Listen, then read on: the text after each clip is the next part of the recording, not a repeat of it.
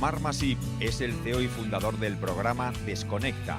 Licenciado en Psicología, MBA y experto en adicciones a las nuevas tecnologías, tiene centros especializados en Barcelona y Madrid, 110 y 90 pacientes respectivamente, con edades entre 11 y 19 años. Todos orientados específicamente a los trastornos adolescentes derivados de la dependencia respecto a los dispositivos móviles, con un colegio psicopedagógico, un hospital de día y un instituto psicológico. Primero, padres, atentos a vuestros hijos, ya, siempre, inmediato, por eso has decidido tenerlos, aunque cueste. Se ha demostrado que los padres no sabemos gestionar tiempo con nuestros hijos sin las pantallas por en medio. Y esto es muy triste, pero es una realidad.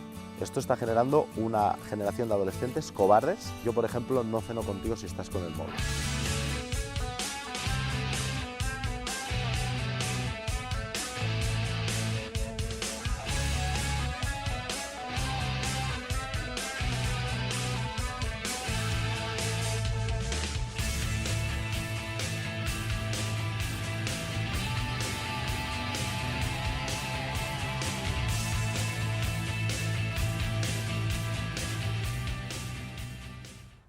Muy buenas, Marc. Psicólogo, fundador y CEO de Desconecta y experto en adicción a nuevas tecnologías. Lo primero que te voy a preguntar, directo al grano, ¿cómo podemos saber si nuestro hijo tiene adicción a las pantallas? Hay criterios clínicos, pero lo primero es utilizar el sentido común. Si tú ves que tu hijo llega cada día bebido o drogado a casa, vas a pensar que tiene un problema de adicción. Por lo tanto, si ves a tu hijo o a tu hija constantemente con el teléfono móvil, ahí tienes una clara señal. Es verdad que para hablar de adicción nos basamos en varios conceptos que creo que son importantes. El primero es el síndrome de abstinencia, cuando quiero utilizar algo y no puedo. Esto lo detectamos muy bien con el tabaco, pero en cuanto al teléfono móvil o los videojuegos también hay mucho síndrome de abstinencia. La sustitución de actividades, el hecho de dejar, creo que este es un punto importante, el hecho de dejar de hacer algo por estar con una pantalla. En los jóvenes, estudiar, quedar con los amigos, aburrirse, estar en familia, hacer deporte, pero también en los adultos. A veces cogemos el móvil y vamos a mirar una cosa, acabamos viendo 10, ha pasado más tiempo del que pensábamos, hemos perdido el control y hemos evadido, relajado, y eso también es una señal de dependencia. Luego es verdad que hay señales más puntuales, como puede ser la agresividad, el estrés, la frustración, problemas de sueño, rendimiento académico, casos muy extremos, problemas con la alimentación o la higiene por este desorden que puede haber. Y sobre todo, en el momento que ya hemos decidido cambiar, en el momento que hemos visto que teníamos un problema y que queremos hacer un cambio en nuestro uso, no poder.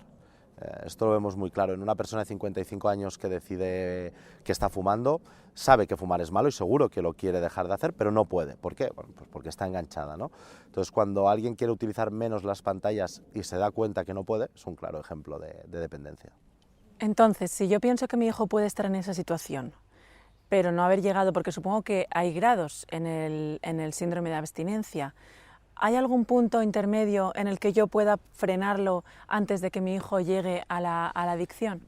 Siempre la prevención es éxito y lo menos frecuente, pero el problema viene mucho más de base. Es decir, de los 0 a los 6 años no tendrían que ver nada de pantallas, absolutamente nada.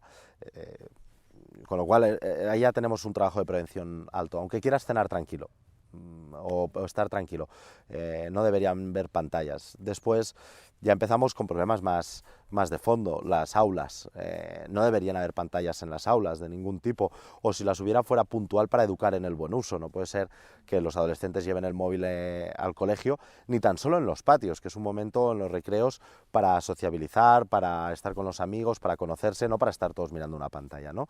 No puede ser que el ordenador o la tableta o el Chrome esté presente en el aula, porque es evidente que distrae y que va a tener, hablamos de cortafuegos y de controles parentales que no sirven para nada porque los chicos van muy por delante, es como el doping y el antidoping, ¿no? Entonces ya vamos a problemas ya más de fondo. ¿Qué leyes tenemos ante todo el uso que se está haciendo de la tecnología, ante todo lo que viene por parte de las grandes empresas tecnológicas, que lo único que fomentan es el uso? ¿Para qué? Pues para su propio beneficio. No tienen ningún tipo de regulación y, lo más importante, no hemos dado formación ni a profesionales, ni a familias, ni a institutos. No hay ninguna norma que rija el buen uso o ninguna educación que forme a los padres y madres para hacer un mejor uso. Entonces es todo caótico. Al final vemos que los adolescentes donde más utilizan el teléfono móvil es en su habitación concretamente en su cama y en el baño, y es porque los padres no están vigilando, es donde tienen su intimidad. ¿Para qué? Para consumir libremente. Y es que al final todos lo que más deseamos en esta vida es la libertad. Pero ¿de dónde viene la libertad? La libertad se adquiere con el conocimiento. Cuando más sé, más puedo escoger y por lo tanto más libre soy.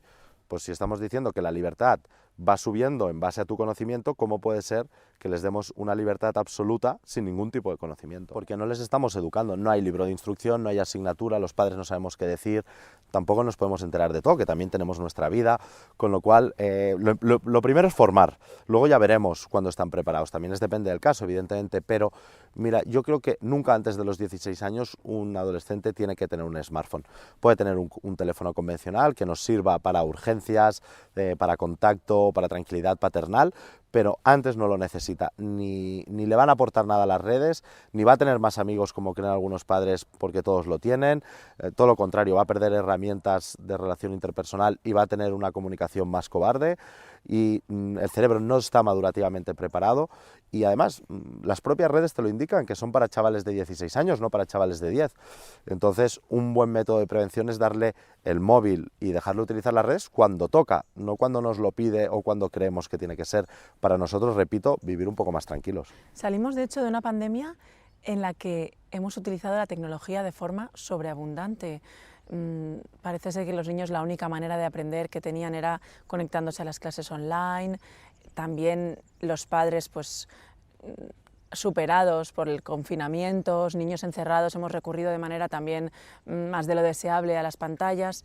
¿Eso ha pasado factura? ¿Tú lo has notado, que en el entorno en el que tú te mueves los niños estén teniendo más dificultades en este campo? Yo fundé Desconecta hace 10 años y nunca había visto nada igual. El titular de la pandemia o el confinamiento ha afectado a la salud mental es una realidad. Y también lo sé por colegas de profesión. Hay más y más agudos, pero no hay más adictos a las nuevas tecnologías. Es que los hemos detectado ahora, porque los padres hemos estado más tiempo con nuestros hijos, pero ya teníamos el problema en casa. Sí que es verdad que esto puede haber hecho de trampolín o de altavoz para dinamitar más este problema de dependencia y para verlo más, ¿no? Se ha demostrado que las clases online no son útiles, que la educación presencial no tiene nada que ver con la virtual. Se ha demostrado que la sobreexposición a pantallas es negativa en trastornos de alimentación, en el TEA, en la conducta, en chicos sin trastornos. Se ha demostrado que los videojuegos, como dice la OMS y como estamos viendo, son causantes de enfermedad y patología, y el abuso es altamente dañino. Se ha demostrado que los padres no sabemos gestionar tiempo con nuestros hijos sin las pantallas por en medio. Y esto es muy triste, pero es una realidad. Hemos tirado de pantallas para estar con nuestros hijos en casa. La pandemia era un momento único e irrepetible, una oportunidad genuina para pasar rato con nuestros hijos y conocernos mejor, para hacer juegos de mesa, para hablar con ellos, para enfadarnos, para debatir, y lo que hemos hecho es que utilicen más las pantallas ellos y nosotros. Ahora que dices esto de enfadarnos más, lo de la tolerancia, la baja tolerancia a la frustración, o la tolerancia a la frustración, que es una terminología que se usa mucho ahora, parece que va muy relacionada con el uso de las pantallas o cómo los padres acudimos a ellas, pues a lo mejor para solucionar una pataleta, para niño, voy a cortarte las uñas, siéntate y estate quieto, toma, o el pelo, o yo qué sé, o lo que decías antes de vamos a cenar tranquilos, toma, te pongo una peli o unos dibujitos o un juego de no sé qué, y parece, puede ser que en el mundo educativo esté relacionada esta baja tolerancia a la frustración que dicen que padecemos actualmente, sobre todo en los menores, con el uso y abuso que podemos hacer quizá los padres de las pantallas. Totalmente, y en dos partes, ¿no? Al final, ahora podemos hablar de ello, pero el móvil es síntoma de. Al final el móvil, si lo dejas aquí encima, no nos va a causar ningún problema. El problema es en el uso. Es verdad que no es comparable con un martillo, porque dicen el martillo si lo utilizas bien es útil, si lo utilizas mal puede ser dañino, el móvil igual, no. No conozco a nadie adicto a los martillos, ni nadie que lleve un martillo todo el día encima, ni nadie que sin el martillo parece que se le acabe el mundo. Entonces, es verdad que el uso es el que hace el ser humano, pero también es verdad que detrás hay unas plataformas, unas aplicaciones absolutamente adictivas. Entonces, pero vayamos a lo que me preguntas de la frustración. al final es una mala gestión de las emociones. Es decir, cuando yo tengo una adicción o tengo un trastorno, en este caso al teléfono móvil, videojuegos o a las drogas, exactamente igual, es porque hay una mala gestión de mis emociones, hay un origen, hay un malestar, que es el que se debe tratar, y lo otro es una sintomatología, ¿no? ¿De dónde viene esta mala gestión de las emociones? Pues de no trabajar el autoestima, de no trabajar, de no estar pendiente de mi hijo, de que mi hijo haya tenido un problema de bullying, de que mi hijo no sepa relacionarse, etcétera, etcétera. Ese es el real problema, ¿no? Entonces, primero, padres, atentos a vuestros hijos. Ya, siempre, inmediato, por eso has decidido tenerlos, aunque cueste. Y después, el hecho de no aburrirnos, que todo sea inmediato, de poder coger el móvil y tenerlo todo, bueno, ha generado una dificultad a tolerar la frustración, porque todos ya, los niños, no nos vamos a engañar, están más protegidos. Ahora el sistema educativo dice que hasta no hace falta estudiar, porque vas a pasar de curso igual. Padres y madres sobreprotegemos a nuestros hijos. Antes, si un profesor expulsaba a un alumno de clase, luego tenía una bronca en casa. Ahora el profesor tiene la bronca por haberlo expulsado, ¿no? Entonces, hay una sobreprotección evidente con nuestros hijos, que no les dejamos caer, que no les dejamos levantarse, que no les dejamos forjarse, y esto pues hace que, claro, no sé cuándo vayan a pedir una hipoteca, a pedir un piso o comprarse un coche, pues bueno, ¿cómo lo harán? Porque al final no están acostumbrados al no, y tampoco los estamos educando hacia eso, ¿no? Entonces, creo que nos toca también educar un poquito en la exigencia de la frustración, y además eso en las redes sociales se ve muy bien, ¿no? Nosotros somos lo que somos, da igual, pero en las redes siempre vendemos nuestra mejor versión, ¿no? Entonces la diferencia entre lo que eres y lo que dices ser en las redes genera frustración. Esta diferencia, cuanto más grande es, más frustración genera, porque al final hay un día donde estás durmiendo y dices, bueno, digo que soy esto, pero realmente soy esto, entonces me gustaría ser esto, pero sé que no lo soy, ¿no? A veces es una falsa idealización, porque quieres ser cosas que realmente no tienen valor, ¿no? La frustración tiene dos amigas, la adicción y la depresión. Entonces, o empezamos a educar en esta gestión de las emociones, o vamos a encontrar niños frustrados, que luego son niños enfermos, o niños con capacidad para relacionarse de forma no sana. Dicen, de hecho, que cada vez más los jóvenes sienten ansiedad cuando reciben una llamada o tienen que hacer una llamada, porque están tan acostumbrados a relacionarse por WhatsApp, por redes sociales, que el tú a tú les genera una situación de estrés. Viendo el estudio de la UOC, donde dice que el 81% de los jóvenes tienen ansiedad antes de hacer una llamada, es que lo veo normal. La comunicación adolescente a día de hoy es a través de una pantalla. Esto está generando una generación de adolescentes cobardes, que son capaces de decir todo a través de una pantalla, pero que no tienen habilidades sociales ni herramientas interpersonales para decirlo a la cara. Entonces, claro, pues evidentemente les genera ansiedad hacer una llamada o incluso decir algo en persona. Y no olvidemos que por mucho dinero que le dediquen las grandes empresas, por muchas aplicaciones que salgan, una mirada, un abrazo, un encaje de manos, empatizar, entender a la persona en el cara a cara, jamás se va a parecer a un chat. Puede ser más fácil, pero nos estamos equivocando si les permitimos que la comunicación sea a través de una pantalla y no en el cara a cara. El poder de esto nunca va a poder superarse por la tecnología. Y en el tema de los videojuegos, la manera de jugar también ha cambiado un poco, ¿no? Porque igual que las relaciones se hacen más a través de WhatsApp o redes sociales, a veces la manera de jugar no es ya todos juntos con el videojuego, sino cada uno en su habitación, con su micrófono, desde su casa, conectándose con amigos o gente incluso desconocida. Yo oía el otro día a unas familias que decían, es que mi hijo juega videojuegos con amigos. No, tu hijo está jugando solo en una habitación horas y horas. No, es que juega 2 horas o 1 hora porque es un niño obediente y por lo tanto, sí, pero ¿y si no estuvieras en casa? Ah, no, entonces jugaría 20 horas. Bueno, pues entonces no estamos educando, lo que estamos es limitando, pero no estamos yendo al fondo, ¿no? Los videojuegos tienen un componente nocivo, actualmente muchos de ellos, y adictivo, yo te diría que es superior a las redes sociales. No olvidemos que la Organización Mundial de la Salud ya ha dicho que es causante de enfermedad y patología, guste o no guste. Nosotros desde hace 5 años el tratamiento que hacemos es para abstinencia total, como en drogas y alcohol, es decir, el que es adicto a los videojuegos no vuelve a jugar a videojuegos, con resultados terapéuticos excelentes. Y estamos viendo un tipo de videojuego que busca una recompensa muy clara hacia el uso, el enganche. Hay un lobby económico detrás de los videojuegos enorme. y estamos viendo estragos en los adolescentes, están muy enganchados a los videojuegos. Evidentemente el videojuego en sí, como hablábamos antes, no es el único problema, es verdad que hay detrás algo que me lleva a buscar un espacio de relajación, de evasión, donde me siento cómodo, pero el videojuego tiene elementos adictivos igual que los tiene la droga. Oía el otro día un gamer que me decía: no tienes ni idea, el problema de este chico no son los videojuegos, en el videojuego es donde se siente bien. Sí, es verdad, en el videojuego se siente bien, pero no estás curando su problema, que era un problema de bullying en el colegio y de falta de herramientas y de empoderación y de autoestima. No jugando se le va a pasar esto. Tiene que hacer un tratamiento no contra los videojuegos seguramente, sino contra lo que le está pasando, pero la solución no pasa por drogarse o por jugar a videojuegos, pasa por tratarlo. Y el videojuego hace la misma función que las drogas. Lo que pasa es que si el videojuego está creado para producir adicción, ¿hay algún punto en que los padres podamos abrir la manga y decir, bueno, pues los viernes se juega un rato a no sé qué juego, depende de la edad, depende del niño? Cuando abrimos la manga, abrimos las posibilidades de problemática. Imagínate que le dices a tu hijo: si te portas bien, el viernes puedes fumar, o si te portas bien, el viernes te puedes drogar. Yo, en el caso de los videojuegos, creo que la prevención se debe tomar exactamente igual que las drogas, y en el tipo de videojuego nocivo, el tipo de videojuego que hay ahora, y sobre todo en menores, ¿no? Luego ya evidentemente a otras edades.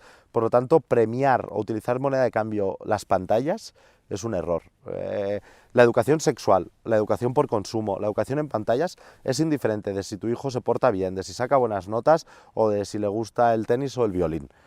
Son educaciones que se tienen que hacer sí o sí bien, por su bien, y ellos tienen que entender que si yo no le voy a dejar tener una conducta sexual que no es sana para él si saca buenas notas, pues tampoco lo haré con el tabaco, con las drogas o con los videojuegos o con el móvil. Hay que educar. En este caso podemos educar en el buen uso, en el caso de las drogas evidentemente no, pero en el sexo, por ejemplo, sí, e indiferencia de cómo sea mi hijo o de lo que haga mi hijo. De todas maneras, un problema que tenemos ahora los padres es que, aunque yo diga, hasta los 16 años a mi hija no le voy a dar el móvil, pero resulta que mi hija sale a la calle y 3 de 5 amigas suyas lo tienen. Entonces, si consideramos que no están capacitados hasta los 16 años para gestionar las pantallas y, sin embargo, fuera en la calle sí que tienen acceso fácil porque sus amigas lo tienen, ¿cómo podemos gestionar eso los padres para que no se nos vaya de las manos, incluso sin darnos cuenta de que eso está pasando? Esto se debe gestionar igual que las drogas. Todos los que hemos sido jóvenes nos han ofrecido drogas, y a todos los adolescentes les van a ofrecer drogas. ¿Qué hacemos nosotros?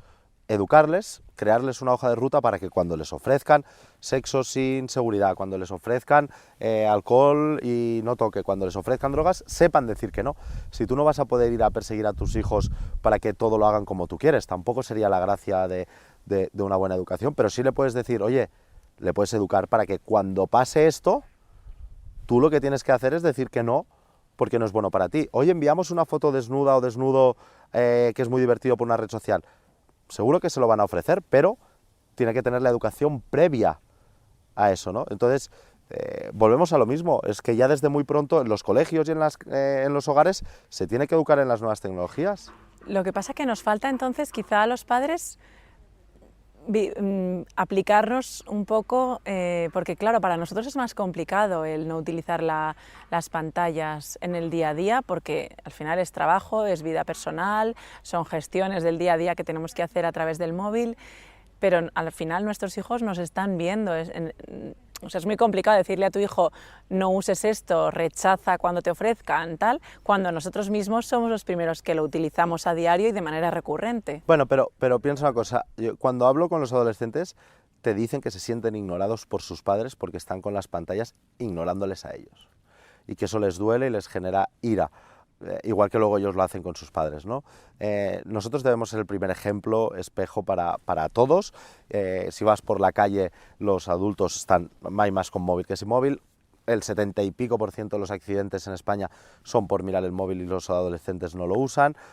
Por lo tanto, también hay un ejercicio entre los adultos de empezar a hacer un buen uso. Ahora, evidentemente, el padre y la madre tienen que entrar en las redes, tienen que conocer el PIN de su hijo, tienen que saber qué perfiles tienen. Tenemos que estar activos en esa formación. Claro, si tu hijo llega con aliento a whisky y con la chaqueta llena de humo de tabaco, no es que el de al lado haya bebido y fumado, tenemos que tener ahí un poco de criterio, ¿no? Entonces, hemos decidido tener hijos, sabemos que es muy difícil educarlos, pero no pasa por darle una pantalla y que se callen, pasa por el esfuerzo que hemos decidido tener, por lo menos si queremos que las cosas vayan bien. Cuando los menores no son los que están delante de la pantalla, sino detrás, y somos los propios padres los que les exponemos en cierta forma, pues para mostrar que están guapos, que sus primeros pasos, o para poner un ejemplo de algo, ¿hay algún punto medio en el que eso pueda ser una realidad sana para el niño? ¿O es peligroso en cualquier caso, tanto desde la vivencia personal del menor como niño que está delante de la cámara, a lo mejor de manera recurrente, como desde la experiencia de estar al final expuesto en las redes sociales?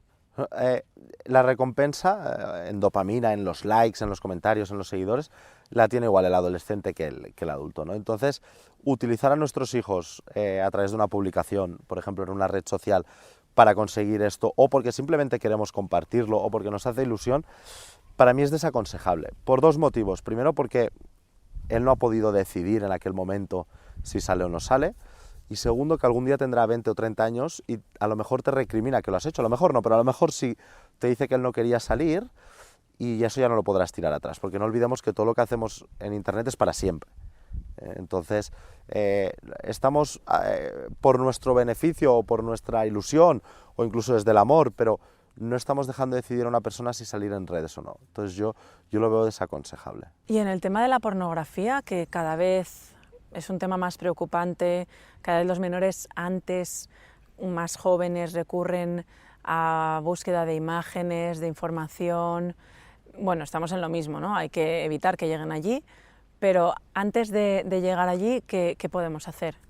Yo en pornografía y en casas de apuestas y juego online sería mucho más taxativo. Es decir, es intolerable que en España a los 8 años tengan acceso a la pornografía actualmente.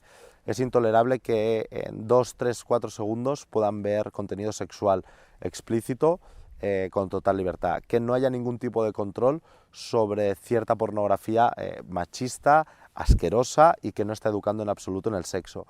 Es intolerable que en la mitad de un partido de fútbol, en el descanso de un partido de fútbol, salgan anuncios de casas de apuestas y tampoco de madrugada como hemos hecho ahora, porque justamente es cuando están ahí jugando, ¿no? Es intolerable que puedan jugar a casinos online o apuestas online los menores. Ahí ya no hablamos de educación, ahí hablamos de una necesidad de ley estatal clara y urgente para que los menores no puedan consumir pornografía, no puedan hacer apuestas y no puedan tener una casa, en este caso deportiva y demás. Pero eso es urgente. Aquí ya no hay ni educación ni no educación. Ya educaremos en sexualidad cuando toque, pero que tengan la libertad absoluta de ver pornografía a estas edades, o a los 10 o a los 12, me da igual, es intolerable porque no estamos educando ni en el sexo ni en el amor de forma correcta. Y en el tema de los nativos digitales, que es un término que se utiliza mucho y parece que los alucinas de cómo un bebé de 10 meses se siente atraído por las pantallas, quiere coger el móvil, enseguida aprenden cómo mover el dedo para coger esto, hacer lo otro, saben perfectamente, pero sienten un gran atractivo y quizás un tema que también habría que discutir, el cómo están diseñadas estas plataformas, estos aparatos para crear semejante capacidad de atractivo desde los 0 meses hasta los 80 años. Les llamamos nativos digitales cuando son analfabetos digitales. Desde luego no han nacido allí y no tienen conocimiento sobre eso, entonces ni saben utilizarlo, por lo menos correctamente. Así que de nativos digitales poco, son analfabetos digitales. Los que son muy sabios digitales son los que crean los elementos tecnológicos adictivos como para que se enganchen lo suficiente y tengan se puedan lucrar con estos niños, ¿no? También es verdad que si tú a un niño no le das un móvil de los 0 a los 3, a los 4 no te lo pide. Si no te ven usarlo, tampoco te lo piden. Entonces, si no tiene conocimiento suficiente tan pequeño, tampoco te lo piden. Quizá en la adolescencia es más complicado porque ven al entorno, ¿no? Utilizarlo constantemente. pero hay una responsabilidad en las grandes corporativas tecnológicas sobre el daño que están haciendo para lucrarse económicamente. Luego lees noticias de que son los propios altos ejecutivos que los llevan a colegios sin tecnología, ¿no? Es evidente que hay que también nosotros como sociedad, como familias, debemos dar un pasito atrás en lo tecnológico, dar 3 adelante en lo humano, ver qué queremos consumir. Dicen que cuando el producto es gratuito, el producto eres tú. Y desde luego así lo estamos haciendo, pero es responsabilidad nuestra, como pasó con la ley antitabaco, como pasó con el casco en la moto, poner límites, normas sociales de convivencia para que todo vaya mejor. Yo, por ejemplo, no ceno contigo si estás con el móvil. Mi pareja no duerme con el móvil, pero no porque yo se lo obligue, sino porque ya no sería mi pareja, ¿no? Mis amigos en una reunión no utilizan el móvil para ignorar a los demás. Entonces cada uno ya se relaciona con lo que quiere, pues el que se droga con los que se drogan, tenemos que ser nosotros los que también rijamos el orden social en torno al uso de la tecnología, porque si no nos van a comer.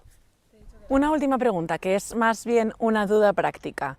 Si yo, por ejemplo, a mi hija de 11 años lo que le regalo no es un móvil, sino un iPod para que escuche música, por ejemplo, ¿eso también supondría un perjuicio para ella a nivel de relación con la pantalla? Bueno, yo pienso que la música ahí es diferente. Igual que pienso que un móvil sin conexión a internet es diferente, podemos encontrar infinidad de soporte tecnológico, no de sustitución, pero sí de soporte tecnológico que les vaya bien. Pues por ejemplo, un chico escuchar música, también cuidado, si lo dices por tu hija, qué tipo de música escucha, porque el reggaetón de ahora pues tiene unas letras altamente curiosas, ¿no?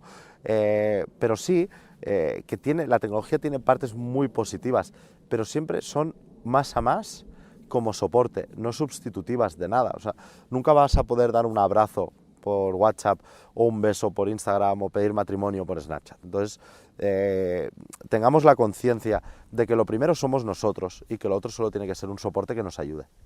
Te he dicho que era la última pregunta y no era verdad. Ahora sí, te lo prometo. Vuelvo al principio de la conversación cuando has dicho que no debería haber pantallas en las aulas. En Silicon Valley es muy conocido el caso de que, vamos, todos hemos escuchado que en los colegios de los hijos de los grandes magnates de las tecnológicas están tajantemente prohibidas y restringido el uso y el acceso a las pantallas. ¿En España existen modelos de educación de ese estilo?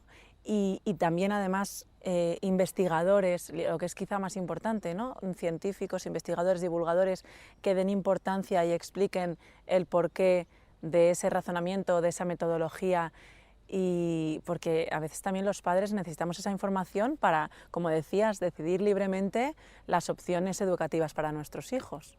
Si no conocemos los perjuicios que eso puede suponer, es más complicado. Bueno, el tema de las pantallas en los colegios yo creo que es delicado.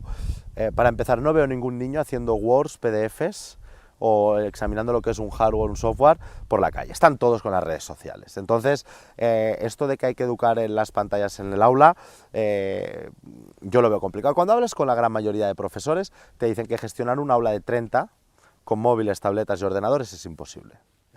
Desde luego yo, si me pusieran ahora a estudiar matemáticas o a ver un partido de fútbol a través del ordenador, cuando hablo con los chicos me dicen que juegan en el aula, en los colegios que tienen el móvil, que juegan en el aula sin que el profesor lo vea, donde hay teléfono en el aula, el centro educativo te lo dice, que el conflicto es altísimo porque se lo quitan, no se lo quitan, que se lo puedo quitar, ¿no? Entonces yo soy partidario de una educación sin pantallas o con pantallas como herramienta, es decir, pues un método Montessori, que me parece un método muy interesante, el que tenemos nosotros en el colegio, que es 0 pantallas, padres que lleváis a vuestros hijos a sitios donde es libro, proyecto, pizarra, bolígrafo, y luego si hay algo, ya te hablaría en una secundaria, desde luego antes de la secundaria ni se me pasaría por la cabeza pues que les enseñen a utilizar el Word, el PDF, el software. Evidentemente hay plataformas que nos pueden servir para educar, pero un ordenador en el aula o un móvil en el aula, para mí, te da muy poquito en contra lo que te quita. Entonces, si ya es difícil que presten atención con TDAH, sin TDAH, con adolescencia, si tienen un ordenador ahí, se le va a generar muchísima distracción. Dicen que esto ayuda a mejorar, que hay estudios que ayudan a mejorar el método de aprendizaje. Bueno, primero hemos de ver quién ha hecho estos estudios, quién los ha pagado, porque al final siempre acaba viendo a alguien que le interesa luego vender no sé qué. Entonces, yo no sé, nosotros nos formamos sin pantallas y todo ha ido muy bien. Lo que ahora estamos viendo que con las pantallas hay unas consecuencias que quizás no son del aprendizaje, que les llevan a luego a ser más adictos, o luego quererlo utilizar más, o más móvidos, o más distraídos. Por lo tanto, en mi humilde opinión, la educación sin pantallas funciona bien. Nosotros en el colegio no tienen móvil y en el patio, en vez de haber silencio, hay chicos hablando entre ellos, haciéndose amigos, discutiendo, haciendo las paces, jugando, saltando, ensuciándose, que no pasa nada. Yo creo que es muy bueno que los humanos nos relacionemos entre nosotros, y luego en el aula aprenden perfectamente todo el conocimiento necesario y más para adquirir, por ejemplo, para una selectividad, una OBAU, o para aprender en valores, en criterio personal adolescente, en poder crear conceptos que no solo sea el utilizar una pantalla. Muchas gracias, Marc. Pues poco a poco que vayamos entrando en conciencia, que cada vez surjan más voces como la tuya, que nos den la formación y conocimiento que los padres necesitamos para saber exactamente cómo repercute el uso de la tecnología en nuestras vidas, en nuestros hogares. También pues, una llamada a la responsabilidad por parte de los colegios, de las empresas, de los sectores políticos, y que gracias a esto cada vez haya menos gente en tus centros que sea por problemas de adicción a la tecnología. Muchas gracias a vosotros. Gracias, Marc.